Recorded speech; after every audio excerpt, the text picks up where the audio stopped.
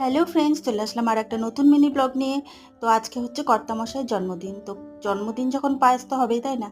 তো চলো তাড়াতাড়ি করে দুধগুলো ঢেলে নিয়ে তারপর জালটা বসিয়ে দিই।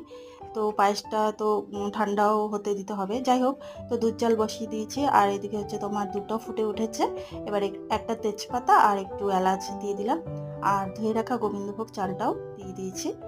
আর এবারে কিছুক্ষণ নাড়াচাড়া করলাম, তারপরে দিয়ে দিলাম কাজু আর কিশমিশটা। তো চাল সেদ্ধ হয়ে গেছে, এবার চিনিটাও অ্যাড করে দিয়েছি। তো আমার বিয়ের পর থেকে আমি মানে এ বাড়িতে যবে থেকে এসেছি তবে থেকে কিন্তু আমার কর্তামশাইয়ের জন্মদিনে আমি পায়েসটা করি। তো যাই হোক, দেখো পায়েসের সাথে করে নিয়েছিলাম লুচি। আর লুচি দিয়ে পায়েস খেতে কিন্তু ভীষণই ভালো লাগে। তোমাদের কার কার ভালো লাগে? আর এদিকে দেখো, সন্ধ্যাবেলাতে কেক আনা হয়েছিল, তো কেকটাই কাটছিল। তো কেক কাটাও কমপ্লিট। তো ভিডিওটাও এখানে শেষ করছি। ভালো লাগলে একটা লাইক করো, সাবস্ক্রাইব করো, পাশে থাকো। টাটা।